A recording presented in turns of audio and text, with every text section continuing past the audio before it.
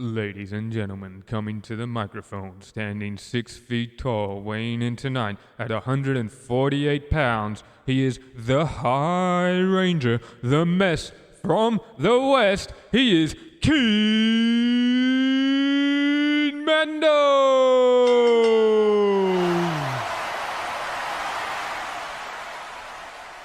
Hello, ladies and gentlemen. I'm back to do my second Ironman podcast. We're doing 2 episodes in an hour again. We will be reviewing the 2 episodes from the end of August, the 23rd of August episode and the 30th of August. Now, this will start off with the 23rd of August episode, and big news straight away out of that. Lance Archer was going to miss 2 weeks of action due to being diagnosed with COVID-19, a huge disruption to plans for AEW, probably caused a lot of scrambling, which I will talk about later, but he should still be good for the Anniversary title match that he won in the Casino Battle Royale. Now, the 23rd of August episode started with the in-ring debut of Miro. He was teaming with Kip Sabian and going against Joey Janela and Sonny Kiss. And let me tell you, I was psyched to see Miro. This dude is a monster, and I thought he got absolutely used and abused in the big leagues. And to see him actually doing what he loves, doing what he enjoys and is so talented at is just fantastic. I mean, I was expecting a little bit of ring rust from him, and I'll talk about that in a second. But yeah, I was just super amped to see him. This is one of the biggest gets for AEW. I think he's an absolute monster. Sonny came out to just a huge pop. People are obviously getting around Sonny Kiss. I'm starting to warm up more and more every time I'm watching Sonny wrestle, which is fantastic, but the pop that Miro got was just absolutely crazy. He is so beloved by the fans. It's absolutely incredible. And if I'm honest, this match was just a waiting game for me. They gave him 2 punching bags in Sonny Kiss and Joey Janela, especially Joey Janela. He deserves to be a punching bag. But he came in. I mean, the match was very back and forth. Kip kept on getting beaten up, and then Miro would come in and just absolutely pummel whoever was in front of him. Not surprising, really. He's built up as that sort of character. He's an absolute beast. He's one of the largest wrestlers, probably one of the most athletic as well for his size. One thing that really buzzed me out about this match was the consistent pairing of Sonny Kiss and Joey Janela. I don't quite see how the chemistry can be built between those two. There's not really any similarities between A, their in-ring style, or B, their personalities and personas. So it's going to be interesting to see where these guys go into the future. And again, Joey Janela just wrestling with those goddamn beige trunks. I bloody hate it. Makes no sense for a party boy to be so beige. Just my thoughts, though. And I mean, in the end, Miro did end up getting the win for his team, absolutely destroying the competition, destroying both Joey Janela and Sonny Kiss. He finished it off with a camel clutch. Surprise, surprise, another foreigner who uses the camel clutch. If I'm honest, I'm a bit sick of that. He probably knows about a million different other submissions, so why not use something different? But hey, that's I'm no booker, so who knows? There was some signs of ring rust. I mean, his kicks look crisp, his throws look crisp, his suplexes look crisp. But there was a moment where he threw Kip over the guardrail into, I believe it was Joey Janela, and it looked like he dropped Kip a little bit too earlier, and yeah, it did not look good. It looked really, really, really painful for Kip, so credit to him for continuing on and pushing on, but you can give Miro a bit of a break for the ring rust. He's been out for a while since he was released from the big leagues, so yeah, good on him. And again, it's just great to see him in action. He deserves it. He's one of the most beloved and respected wrestlers. I mean, I heard a story that when COVID came out, he actually gave some of the big league staff some money out of his own pay advice to help them keep going, some of the ones that were let go. So, this shows the sort of person that he actually is. And I think it's great to have characters like that who are known outside of the ring for doing what they do as well as much as being inside the ring and doing stuff as well. So that's a really big positive for me. So Miro gets 2 thumbs up from me for sure. He was absolutely fantastic. I think it's just a matter of time. Like, as soon as this wedding's over with Kip Sabian, I think he's going to drop him like a sack of shit and move on to bigger and better things, because this dude is elite. He should be a world title challenger within 6 months, no doubt. And if not, the TNT Championship is what he should be eyeing off. Now, after this, it was the scramble, as I mentioned before, because obviously Lance Archer, as I mentioned at the top of the episode, got diagnosed with COVID just 2 days before this episode aired. And so AEW obviously had to scramble for something, and they decided to give a world title shot to the man who finished second in the Casino Battle Royale, who technically never got eliminated, if you ask him. Mr. Eddie Kingston, and I'm very happy about this. He means more promos from Eddie, means more screen time for him. Absolutely lovely. I can't wait. And him and Mox, they got a similar style. It's going to be an absolute slobber knocker. I'll talk more about that in the end of the episode. But he came out after the match and just, again, cut a sick promo. This dude's passion is just unrivaled. Every word that he says makes you feel just, it ignites a fire in you, because you can tell there's a fire going for him. Like, he comes out and straight away goes, give me the hard camera. Put the hard camera on me, with a straight on facing one in front of the ring. And like, breaking the fourth wall, breaking kayfabe, fantastic. I love it. Every time he does that, it's just absolutely beautiful. But he speaks with such passion and says, it's going along the lines of 18 years he's been hustling and grinding and breaking his body, blood, sweat, and tears before he's got his world title shot. And now he's got it against Mox. And he called out Mox, and he came, of course, the champion never backs down from a fight, and he came straight out to the ring, and they just went face to face, like forehead to forehead, chewing at each other. Oh, man, it built up the hype for this match so much. I was so excited to watch it after seeing that. It's like seeing it's literally seeing two fighters go split like millimeters apart, if not touching foreheads, screaming at each other, getting ready to throw down. Ugh.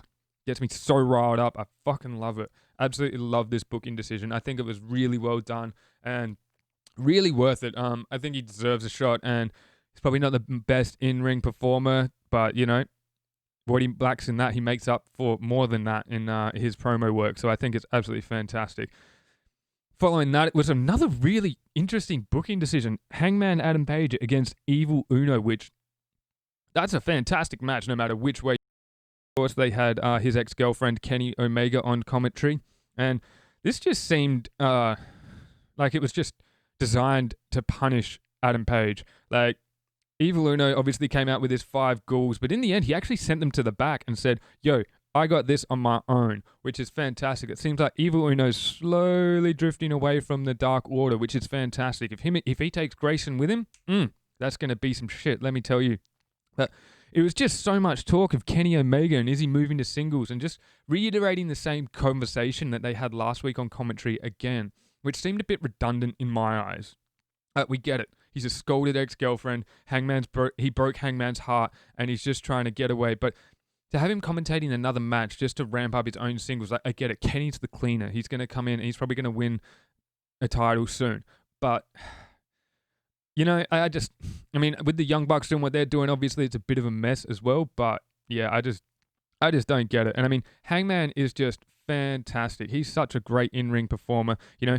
But it's saying things like, I'm cutting Hangman out of my life, or, you know, he's all alone now and he's growing as a singles performer. It's like, no, he's not. He's been a great singles performer his entire career. He challenged for the world title before you ever did, Kenny, you know? Like, and just, Kenny sucks as playing this character. Like, he's so stiff. He's so wooden. There's no realism to it. He's honestly just sounds like he's got a script on his hand and he's just looking at his hand and reading it, which really sucks, you know? And Hangman actually ended up getting the win against Evil Uno in a really hotly contested match. Like, these guys were going at it, and they're two absolutely fantastic competitors, so I'm not surprised that this was a hot match. But, you know, after the match, Hangman's just, like, looks like a puppy dog looking at Kenny on commentary, and Kenny just walks away. And it's just, I don't know, like, did Kenny cheat on Hangman with the Young Bucks? Is that why he's so upset? Like, what's going on here, you know? Like, I mean, Kenny even is saying things like, I'm here if he needs me, you know? You got to commit or not, is what JR point blankly said to him. And it's like, oh my God, you guys sound like you're in a fucking relationship, and it is doing my head in. Like, you two are so good, but you just can't, like, Kenny just sucks as an actor. He's so bad at reading his lines or putting some emotion into a performance, whereas Hangman is the complete opposite. You can tell what Hangman is thinking and how he emotes just from his eyes. And he does so much with having to say so little and do so little, which is the mark of a good out-of-ring performer for this. But, yeah, I'm pretty much sick of this already, and I can't wait for them to do a match where there's no rules, like a Falls Count Anywhere, Empty Lights Arena match, or just something so they can just beat the shit out of each other and put on a 5-star match. So if that can happen, that would be fantastic. seen lots of talk of, just a bunch of stuff that could lead up into down the track. But yeah, they're going to obviously face off against each other about this. So when that goes down, I'll be there watching it, and I'll be excited. I'll definitely be rooting for Hangman because goddamn Kenny, you just fucked me off too many times with your shit acting. Then, for some reason, they cut to the Young Bucks backstage being interviewed by Tony Schiavone, and they just super kicked him, and it was so bad. Like, they're just acting out like a bunch of teenagers because they got screwed. And I mean, I get it, that's what they're trying to do, but again, they're in the same class as Kenny. They're not great emotional actors. They're pulling off this whole weird douchebag move, lots of money, spraying cash at Tony Khan and whatever, and I don't know. They don't have the arrogance. They're trying to put off the arrogance. It's not a natural arrogance that they need to be able to pull off this character. It's something that Chris Jericho has. Chris Jericho has that natural aloofness to him. These two Young Bucks, Matt and Nick Jackson, they don't got that. So I think this angle's worn itself out with me already. And if they could just get to the bottom of it, that would be fantastic. Give them a tag team title shot, let them lose, and just call it quits. Like, Jesus, I'm done with this. I'm so sick of this angle. Once they super kicked the head off Schiavone, it was time for a TNT title match. And before the match, Park, got to mention the excellent Park. I'm looking forward to him coming back whenever he does. Hopefully these travel restrictions are eased and he can return. But he was the TNT champion, Mr. Brody Lee, against Orange Cassidy. Now, I mean, there was a great line. I mean, obviously, I think there's no way Orange Cassidy wins this match before it happened. Like when they came in, I was like, oh, okay, this is going to be an interesting match. Orange Cassidy's on a huge push, but Brody Lee can't lose until he fights Cody again. And there was just nothing like that. And so, yeah, we knew Brody Lee was going to win, and it was really funny coming in. JR called him part of the Pro Wrestling Adams family, which is just fantastic. And this was a really good showcase for Mr. Brody Lee's skills. Like, he even dropped in a suicide dive out of there, which was fantastic. And I mean, one thing that tripped me out a bit was that Best Friends didn't come out with Orange Cassidy. You know, especially considering the Dark Order were obviously going to come out. It was a bit of a weird decision to do that. I mean, I know they're trying to push him as a solo star and out of the team, but you know, it is what it is. And you know, halfway through the match, it seemed like he was going to come back, and he had a huge flurry of offense. It looked like he was going to topple him for a second there, a few near falls, but in the end, Mr. Brody Lee absolutely stomped him through it. And after the match, Cody came back, and he was in all black. Black hair, black suit, black t-shirt. And I mean, this match, Orange Cassidy versus Brody Lee, was obviously done so that Cody could come back and save someone from the onslaught of the Dark Order, which is fair enough. I don't mind that. It's good that Cody's back. He's obviously been filming another TV show. But,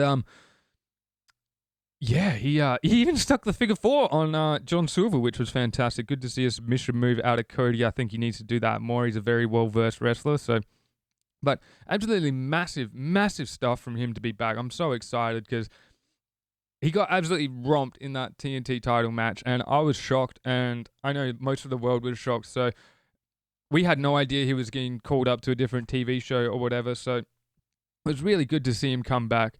And once he came back and, you know, beat up the Dark Order and kicked him out of the ring, Mr. Brody Lee went backstage and just gave this super intense promo. Like, this dude just had such ferocity, and you can't tell if he's breaking kayfabe or not because he's just towing that line. It seems like everything he does is a work shoot, which is fantastic. That's like my favorite style. I think wrestling fans aren't dumb. We know most of it's predetermined. So I think letting us in on those secrets every now and then helps us. It makes us think that you know we're not dumb. So thank you for not treating us like that. I really, really appreciate that. And you know, he's making references to Cody's other tenures, to the fact he's an executive in the company and all these other things. I love that. You'd be a fool not to know all this information. And when they kind of neglect mentioning that, really, really insults the viewer, I think.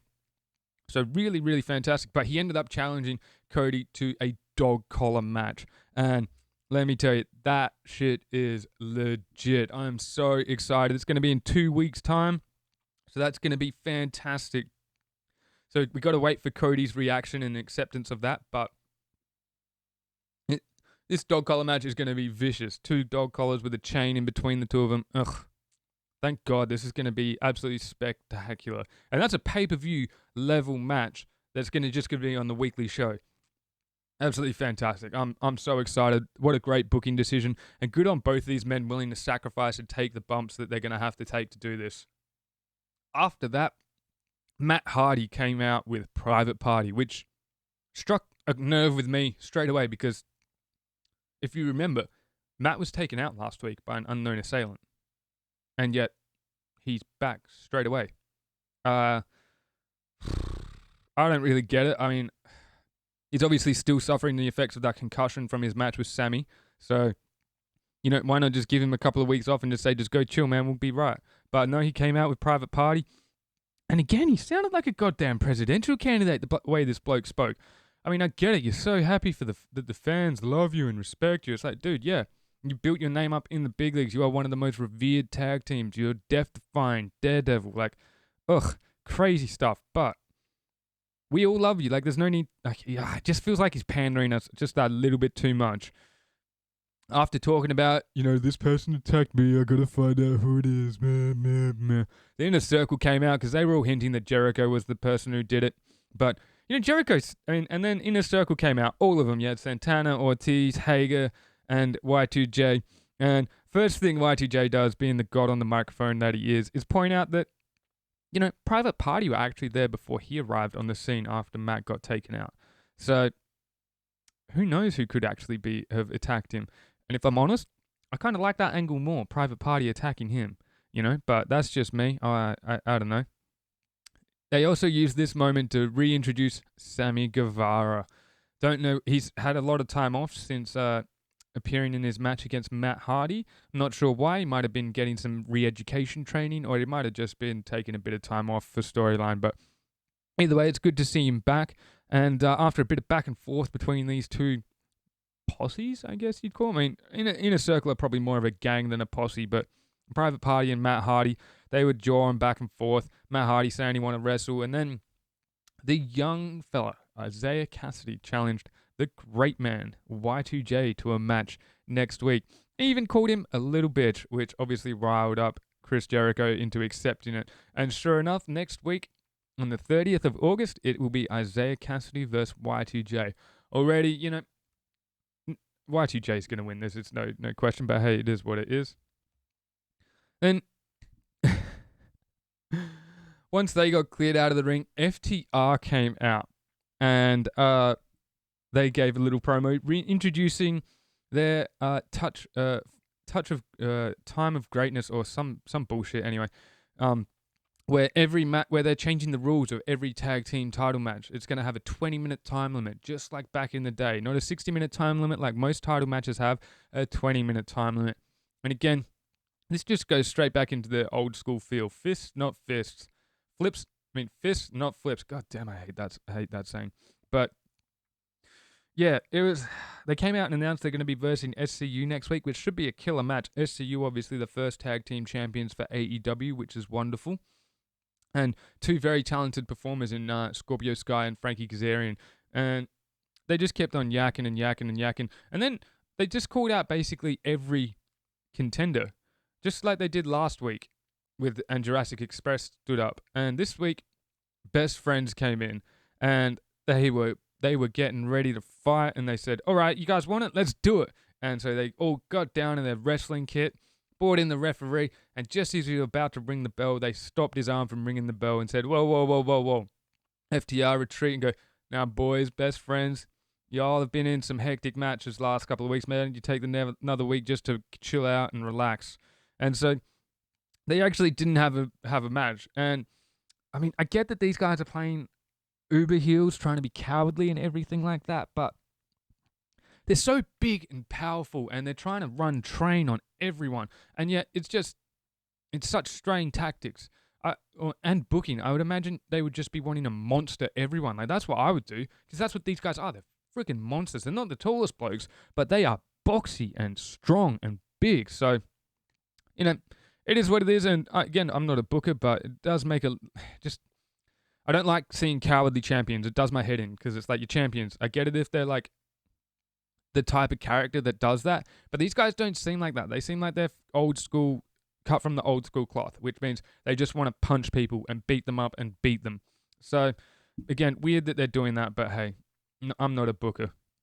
After this match, we had a wonderful women's tag team match of Ivelisse and Diamante versus Thunder Rosa and Sheeta. So 2 champions against the tag team cup winners. So high quality match, absolutely fantastic match. And Thunder Rosa and Sheeta are looking for payback from last week when Ivelisse and Diamante beat up Thunder Rosa and Sheeta made the save. So this was just a fantastic match. I mean, champions can't lose in a non-championship match. So in my mind, there was never a question as to who was going to win this match, and sure enough, they did. But it was a really good match. Like these two, Thunder Rosa and Sheeta, they're absolutely fantastic. I could watch these two women go in the ring constantly. I mean, I always forget how tall Sheeta is, and she towers over everyone. It's crazy. She must be close to 6 foot. Like, she is an absolute monster. No wonder why she uses those knees so much. And I mean, it did this whole mutual respect thing afterwards, and I don't know. I kind of like it, but I kind of don't. Like, obviously, with mutual respect, someone's going to turn on the other one, and they haven't made any hints as to who's going to turn on who yet. It's just constant shows of respect. And I mean, I get it. You're from different promotions, but yeah, I don't know. I feel like you two should be throwing fists at each other, seeing who's the best champion. But again, that's just me. I like fighting champions. And after this, we had Y2J and MJF having a bit of a chin wag as well. They were referencing the previous conversation in which where the episode started with them two out the front of the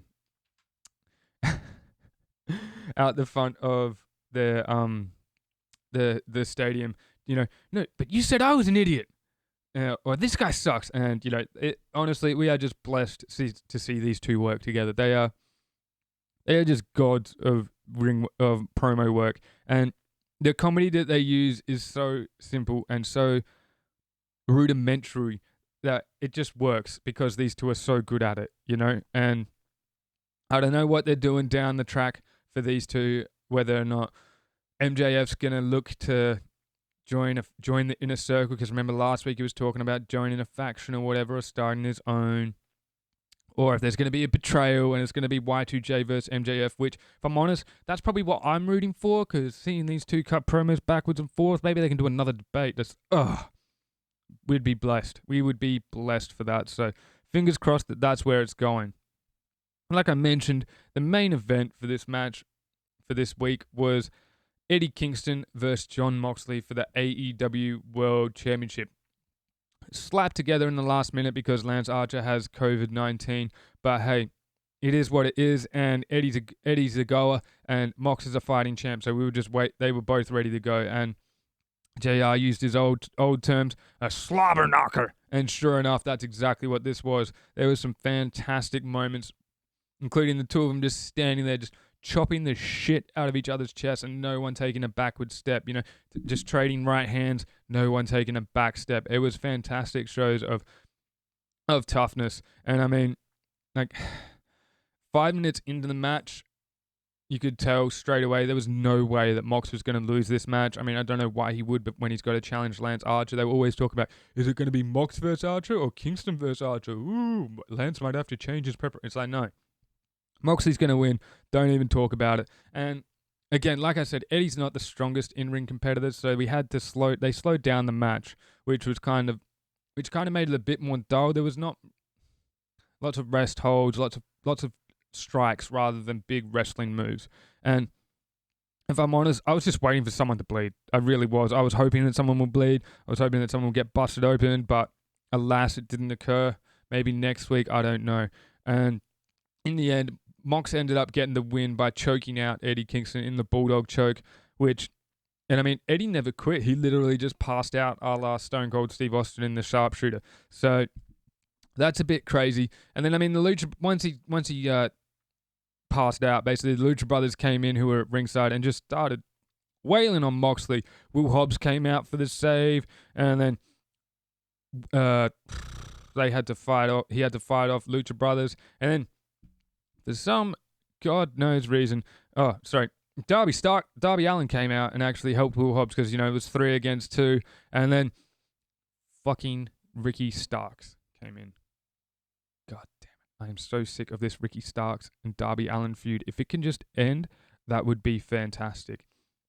And I mean, the end of this episode just seemed like a bit of a mishmash, but, they get a pass on this. Obviously, Lance Archer testing positive for COVID is a huge spanner in the works for their plans that they would have had for this episode, especially only being announced a day or two before. Not makes a lot of sense that they just slapped something together to try and get it out there. So that's fine, but I don't know. Don't like Ricky Starks coming in. Don't like Will Hobbs coming in. I think having Eddie Kingston beat them down solo with the Lucha Brothers and Butcher and Blade beating down Mox, that would have been really cool. Would have shown dominance. Would have pushed that faction over the edge as heels. But again, I'm not a booker, so I can't really. I'm just an opinion giver, Next episode aired on 30th of September, and praise be to Jeebus, praise be to Tom Cruise, praise be to LeBron James. The episode started with Ricky Starks versus Darby Allin. Thank Christ, this is finally going to be happening. It's the end. It's the end of their match. And I mean, shout out to JPEG Mafia for doing the introduction. A little bit of a promo before. Love that guy. Love his music. Check it out if you haven't. And I mean, it's so weird. It's been so long since I've seen Darby Allin actually wrestle. I forget that he actually wrestles in jorts. Like, the only other dude who I know wrestles in jorts is John Cena, and we all know what he's about. Hustle, loyalty, respect. Whatever. Done with him. But, this feud's been going on from July to now, the end of September. It's too long, especially with such sporadic interactions between each other. It seems like it's been going on since January to September. But hey, it is what it is. And Darby's matches are always very, very weird for the commentary team because they spend most of the time talking about how resilient he is while he's getting the shit beaten out of him, which is fine. But he's getting the shit beat out of him, so why not talk about how good the other bloke is rather than how resilient Darby is? We all know that he's resilient. That's his persona. He never dies. So, it is what it is. During the match, Brian Cage walked down to the ring to distract Darby Allin, and sure enough, Big Willie Hobbs comes out and takes him back to the backstage area, brawling and stuff. So that was kind of cool. Obviously, they're hyping a match between those two behemoths, which should be fun. I'm looking forward to that. But this was a really physical match. Lots of really hard-hitting moves. I was not expecting... I wasn't expecting that from Ricky Starks. I thought he was a bit of a prissy wrestler, focusing more on looking flashy, doing the right thing, and all that sort of stuff. So really, really not a full payoff for this feud. Obviously, Darby's been thrown around in a bag full of attacks. They've attacked each other so much. Like, I'm expecting another match down the track, probably at a pay-per-view with, like, some sort of no disqualification sort of thing on it. Like, they have to really do some damage to each other to call this quits, which sucks. I'm so sick of it. Call it quits. End this feud. Move Darby onto something else. Move Ricky Starks onto something else. I mean, if they got nothing else for him, that's fine. But Jesus Christ, I'm so sick of this. And Darby ended up getting the win with a coffin drop, and if I'm honest, it felt like a soft finish to the match after everything that went down during the match. I get it, the coffin drop's a sick move. I absolutely love it, like, to just jump off the ropes backwards, not looking. Hectic, man. Like, so gutsy. But I expected, like, a bit more of a stronger finish, but hey, that's just me. It is what it is. After that match, we had Cody come out and cut his promo on whether or not he would accept the dog collar match with Mr. Brody Lee for the TNT Championship. And I mean, there was lots and lots and lots of hype being built, not only from himself on the microphone, but from the commentary team beforehand and during. It was kind of weird. Cody was claiming psychological burnout. I mean, it's fair. But again, that's that work shoot sort of stuff that these guys are constantly trying to pull. Because I mean, this dude is busy outside of the ring as well as in the ring. You know, he's the executive vice president of AEW, so he's got a lot of logistical things he has to handle as well. So it's fair. And I mean, he did the whole thing like, oh no, maybe I'm not gonna accept this match, you know. And then all of a sudden turns around, of course I accept this match, and gets it going. So it's set in stone. Next week will be a dog collar match with Mr. Brody Lee for the TNT Championship. I am so excited for this. This is going to be a fantastic match. Hopefully it lasts longer than 6 minutes, but hey, that's just me. Afterwards, once he accepted the match, obviously Dark Order came out, Brody Lee came out, and Nightmare Family came out, and it was just fucking on. These guys were just brawling. Everyone was. Everyone. Even Brandy nailed a sick flip off of the top rope onto the Dark Order and took out half of them. But then Anna Jay, the Queen Slayer, just came up and choked her out in really cool style. So there's lots of back and forth. I don't think we've seen the end of this, but I'm really, really looking forward to the dog collar match. Such a strange, unique gimmick. Rarely have I seen a match like this, and when I have, it has been vicious. You've got to remember that's a metal chain between the two collars, so someone's going to bleed, someone's going to be bruised. It's going to be absolutely crazy. Now, after this match, after that promo, sorry, not a match, FTR did a backstage interview, and I mean, you could tell it was pre-recorded, because if it was recorded, if it was shown live, and they did it live, oh my god, you would have heard nothing but weenies, weenies, weenies, which is really cool, but it would have been cool, but alas, it didn't happen. And I mean, one thing that FTR do that, again, it's so old school, is they hold their championship on their waist like a handbag. I think I've mentioned it before. It's such a trip to see it. Like, every champion I know wears it around the waist, or slings it over the shoulder, or if you're Stone Cold Steve Austin, you drag it along the ground because you don't give a flying fuck. You know? They came out and just, you know, said, best friends, they're not up to it, just yacked on, trying to build up how heelish they are. And best friends actually, I mean, Young Bucks came in and super kicked Schiavone again. But the camera angle that they shot them from was weird. You could tell it was only one of them. I think it was Matt Jackson who actually but they made it look like it was two of them super kicking it, but they never showed Nick Jackson's face. And in fact, that's probably the second week in a row where we haven't seen Nick Jackson. So I don't know what's going on there. I haven't read anything. I haven't seen anything. They're doing a good job of keeping it under wraps what he's doing. So maybe he'll come back next week. Maybe he won't. But yeah, absolutely weird angle, weird shot. Don't quite get what they're doing with these two. And again, like I said earlier, I'm so sick of this. Like, just give them a tag title shot. Let them win. Let them lose. I don't care. Just give them what they want so they can stop doing this bullshit. I'm so done with it. We cut away from the pre-recorded FTR interview to a SCU interview before they came out to the ring. And I mean, they just did... I mean, Kaz and Scorpio Sky aren't the most energetic people on the microphone, so this was obviously a vehicle for something else, and sure enough, it was. Once they finished the promo and went to walk through the gorilla position, Sean Spears was there, just clapping them.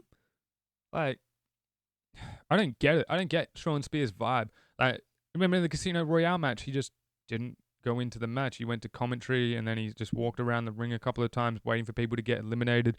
Like, I don't get this dude's vibe. I still don't even know if he can wrestle. He's not bad on the mic, I'll give him that. He pulls off this douchey thing better than what Kenny Omega does, better than the Young Bucks do.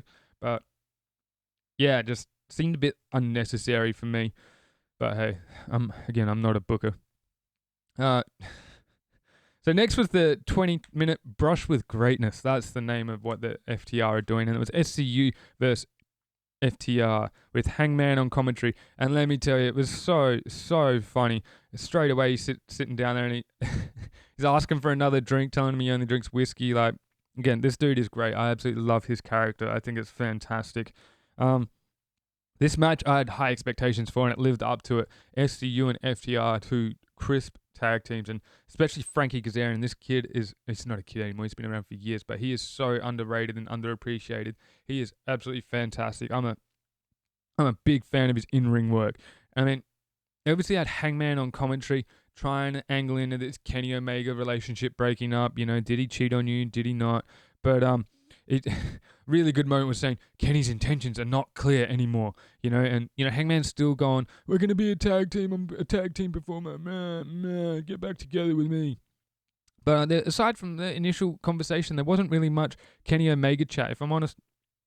Very little interaction with Hangman as well, which was kind of interesting. And I mean, Christopher Daniels got kicked out for tripping Cash Wheeler early, and that sort of led to SCU getting on top of FTR for a while, which is funny. And then they pulled a few dirty tactics that FTR were trying to pull, and actually were successful in them.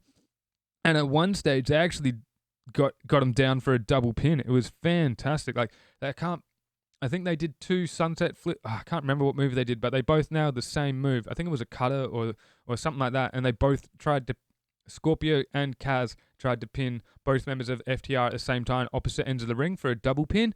And that was wicked. That was so well coordinated. And I mean, again, I can't say this enough. Kaz is a freaking badass. This dude is so good. I would love to see him be more than just a tag team or a faction member within SCU. He could be so much more. If I remember correctly, when he was with the Six-Sided Ring promotion, I'm pretty sure he was contending for the World Championship there. I mean, that was about 5, 6, 7 years ago, so he's obviously aged a bit since then. But, I mean, he can go, man. He can flat out go. I look forward to his match every week now. I'm an absolute convert of him. And, like, SCU just kick ass in general. Like, God knows how many matches that these guys have put on, and not one of them has been bad. They are just crisp, clean performers, and they sell well, they work well, they just do a bloody good job. And I mean, they got FTR obviously ended up winning this match. There's no way SCU were ever going to win it, unfortunately. But Tully Blanchard gave them the assist, which again feeds into that cowardly heel aspect, which I'm not liking for these guys. These guys are monsters. These guys are brawlers. They shouldn't be hiding behind a manager, hiding behind dirty tactics. They should be just beating people into submission, because that's what they can do. But yeah, it's trippy. I can't wait to see their match with Best Friends. Best Friends are now the number 1 ranked tag team as well. I think they're a chance. I really do. But if they want to take the straps off FTR, we'll see. Afterwards, they actually announced, after the match was done and FTR won, they actually announced that there's a tournament going on, concluding at the next pay-per-view, in which 8 people are entering, and the final 2 will have a match at a pay-per-view to decide who's versing the winner of Archer vs. Moxley. And they announced Kenny Omega, Ray Phoenix, and a couple other people who I've forgotten already. But after it was announced that Kenny was involved in that tournament, Hangman sort of got up sheepishly and was like, no, I don't want, no comment, bye, moped away. Just tell me if he cheated on you with the Young Bucks or not, man. Like, just beat each other up with some trash cans and steel chairs. Just get all your anger and aggression out. I'm so sick of it. So sick of this nonsense. And honestly, it's just because Kenny is such a bad actor. Him and the Young Bucks, it's like they've coasted off of their wrestling ability for so long they've never had to cut promos before or be in storylines. And I know they're better than this, and it's frustrating to see them like this. So, I don't know, that's just my view. They're better than this, and it's a shame that we're not getting everything that they can give to us. So, Next up on this episode was Isaiah Cassidy from Private Party with Matt Hardy and his tag team partner Mark Quinn against Y2J with the entire Inner Circle out there. And this was a good match. Obviously, Isaiah Cassidy is so fast. Like, he's like lightning. I can't believe it. Him and Mark Quinn are just... I mean, he's young as well. He's 23. So he's a lot younger than Chris Jericho, so he can take a few heavier bumps. But this was a good match. It showcased Isaiah Cassidy's ability to get up there and get going. And it was a good on Jericho for giving him a rub this late in his career, and just for a seemingly nobody, and especially a week before Y2J, appreciate the 30th anniversary of Y2J. So that was really cool to see. This was a fun match. I really enjoyed it. At one stage, it was what was it? That's right. They spilled out to the outside of the ring, and Luther and Serpentico started, like, Jericho punched Luther because he got thrown into him and Luther fought back. And yeah, that was a bit weird. I didn't quite get what was happening in the end. And it was sort of, yeah, I mean, Cassidy, after that, they got really into the match and Jericho started grinding him down. And I mean, again, there was no way Jericho was going to lose this match. He's too big of a name to lose to somebody who hasn't really developed into a single star or in their first singles match, unless it was someone special, which I guess it turns out Isaiah Cassidy isn't. But he did hit some wicked offense. Like, he hit the Lion Salt that Chris Jericho pioneered and the Code Break, which I'm pretty sure Chris Jericho created as well. Really shows the influence that Y2J has had on these young wrestlers throughout the company, which is really wonderful to see. And I don't know. I thought the combination of the two was absolutely sick. And I mean, imagine if you pinned Jericho with the Lion Soul and the Code Breaker. Whew! And he got smashed with the Judas effect, and that was it. That's all she wrote. But after the match, Luther and Serpentico came out and started fighting with Jericho in the inner circle. It was absolutely crazy.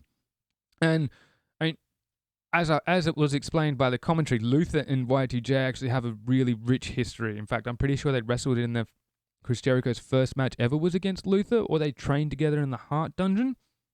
Something like that. Anyway, I kind of like that aspect, especially because it set up a match for next week with Luther and Serpentico against, I think it's Hager and Jericho. And that's sick, especially for the 30th anniversary. We know Jericho's going to get up and it's just going to be a sort of throwback era sort of match. But alas, I'm pretty keen for that because it's good to see some history. Like, you know, I've followed him for a long time and I haven't liked him for a long time. It's only really till he got to AEW that I really started appreciating the greatness of Chris Jericho. So it's fantastic to see.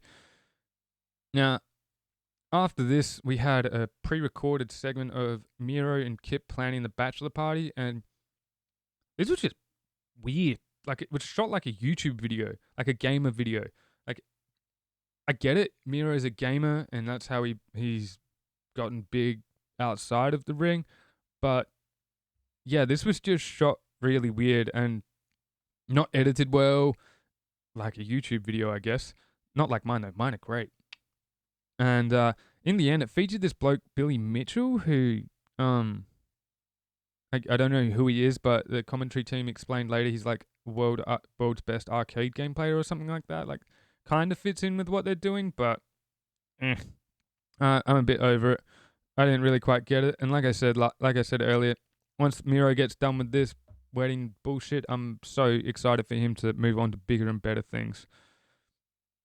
Next, I had an interview with Best Friends, and talking about their match with FTR next week, or the week after, I can't remember when that is, but talking about their future match for the tag team titles. And sure enough, FTR, being the heels, came in and interrupted them, trying to bully them, and talking down to Best Friends and everything like that. And then, sure enough, Orange Cassidy comes in and saves the day. After Best Friends drop a couple of knowledge bombs and some truth bombs on FTR, he just walks up, takes off his sunnies and goes, "Weenies," and walks away. I love that. Best use of a character. He's great. Just, that's how to best utilize a person like him. And so that was perfect in my eyes. Really built a bit of tension for that match, and I'm really excited for it. I think it's going to be wonderful. And in fact, Orange Cassidy was in the next match against number 10 from the Dark Order, also known as Preston Vance. And Vance is a beast. Like, he ripped in some great spine busters and throws and suplexes. He even caught Orange Cassidy off the ropes one time in a crossbody. Like, you look at these two and they're like, put them side by side, and Preston is a staunch unit compared to OC. But in the end, Orange Cassidy absolutely fucking destroyed him. I couldn't believe how much of a squash this was. Like, Preston Vance got in some offense, like he nailed a spine buster, like I said, caught him off the top rope, and a couple of other big moves, but Orange Cassidy, I reckon, had like a minute and a half of offense and ended up winning. Really strong showing from him. Interesting move as well. They're obviously trying to build him more and more every week as a legitimate singles competitor, but I mean, maybe Preston's the best in-ring worker for outside of Evil Uno and Stu Grayson and Mr. Brody Lee that he could verse, because he already lost to Brody Lee. So, yeah, I don't know, but interesting booking decision from that. I mean, I look forward to seeing what they're going to do with Orange Cassidy in the next couple of weeks, because, yeah, I don't know. it seems like they're a bit all over the place with him. They want to push him, but they haven't got the competition for him to romp against because everyone else is built up so strongly. So it'll be interesting to see what happens. Now, after this, we cut backstage and we saw the great man MJF going back into the Inner Circle dressing room where they were popping a little bit of the bubbly all together. And he walks in with the big war dog Wardlow. Jesus Christ, that man is huge. Oh my God, he is massive. I cannot believe it. And he walked in and he gave them all jackets. Personalized jackets. He had one for Santana, he had one for Ortiz, he had one for Hager, he had one for Y2J, but he forgot one for Sammy Guevara. What are the odds? So obviously they're trying to angle in and say that he might take Sammy Guevara's place, something like that. But again, watching Y2J and Jericho go back and Y2J and MJF go back and forth, like, do you want to join the Inner Circle? No, Chris. Do you want me to join? Are you asking me to join the Inner Circle? No, Maxwell. You were asking if you want to join. No. Are you asking me? No. Do you want to join? And yeah, they're just great. It's so simple, and these guys make the simplicity work so well. It is a treasure it is a joy to watch every week. If I'm honest though, watching these guys all interact with each other, all I could think was, Hager versus Wardlow would be fucking hectic. Like, damn, that would be two behemoths going at each other. Like, forget Cage and Hobbs. Hager versus Wardlow. I would be into that match. And I mean, who knows? Maybe down the track we'll get something like that. But yeah, that would be sick. Now, I kind of like where this is going. Again, like I said earlier, I hope it pays off with MJF versus Chris Jericho, not MJF joining Chris Jericho and having to deal with and feuding with Sammy. That would be shit and a waste of their talent. Watching these two, as in Chris Jericho and MJF, go backwards and forth is just too good. I can't imagine how good the promo work would be before a match that those two were having. Like, that would be must-see wrestling. But that's just me.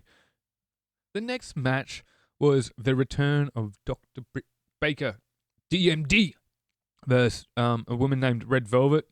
Reba came out with her, and I mean, we all knew it was going to happen straight away. Like, I don't even know why they bothered having this match. They should have just had Britt Baker come in and beat the shit out of some girl who was given a promo. But instead, they decided to have a match, and sure enough, Britt Baker absolutely monstered this woman. Oh my God, it was brutal. And as they were walking out, I said to myself, this is going to be a squash. And it sure as hell was.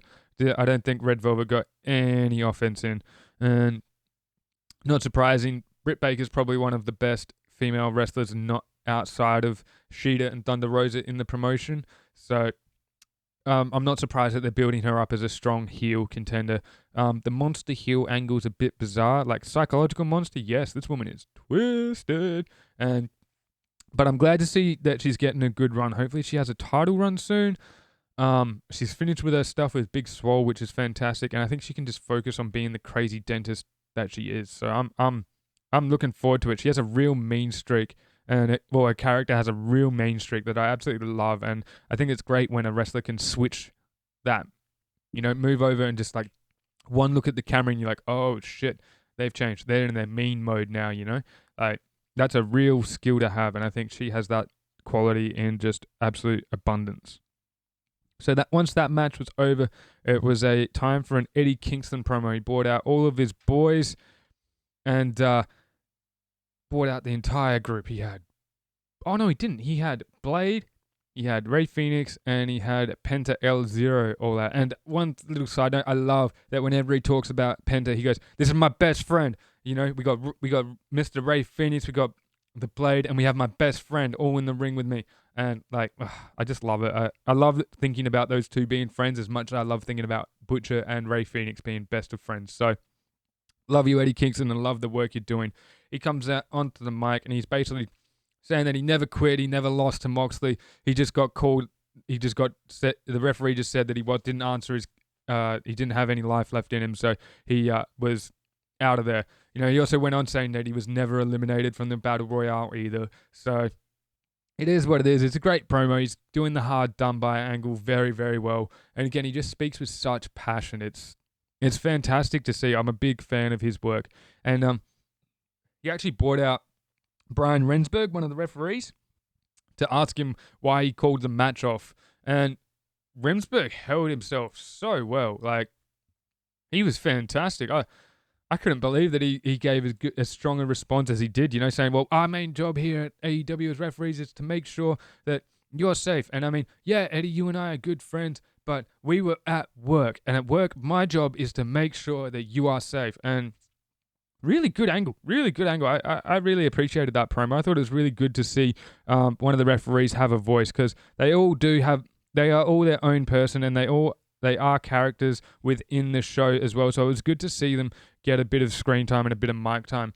Aubrey Edwards obviously gets a bit of screen time for her ability, her no-nonsense approach, which I love as well. But seeing Rensburg get on the mic and talk some smack was really good. And in the end, Mox actually gave Eddie Kingston open contract for an opponent of his, Eddie Kingston choosing to verse Jon Moxley for the AEW World Title match in the main event. Again, these guys are still scrambling from having Lance Archer not be able to be in the compound or be able to perform at the moment because of his COVID diagnosis. So I'm sure this episode would have played out completely different had that not have happened, had that diagnosis not have happened. So again, this was all thrown together with a grain of salt, which I was doing at the time. But Eddie Kingston ended up choosing the Butcher, Big Butch, for his for the world title match. And I mean, in what world does Butcher win this match? Interesting decision.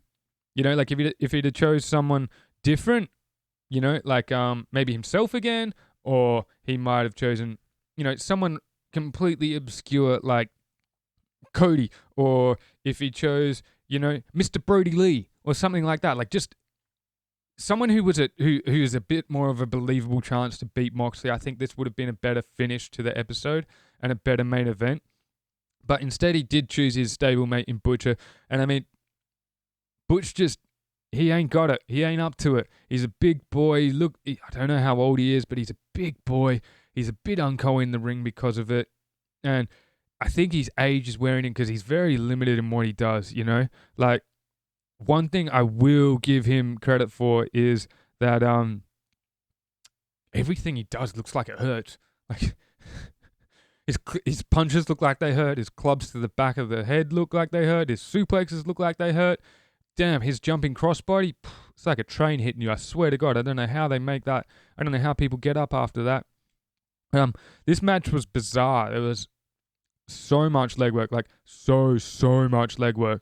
I don't know what they were trying to do to Moxley, soften him up. I mean, I'd be interested to see if there's a bit of a partnership between Archer and Kingston after this, because Butcher really softened up the leg of Mox. So, if I'm honest, it got a bit boring in the end watching Butcher just, do simple leg holds on Moxley, especially because Moxley's the best wrestler in the world right now. No one can tell me any different. He may not be the best in-ring performer, but as an overall wrestler, he is numero uno.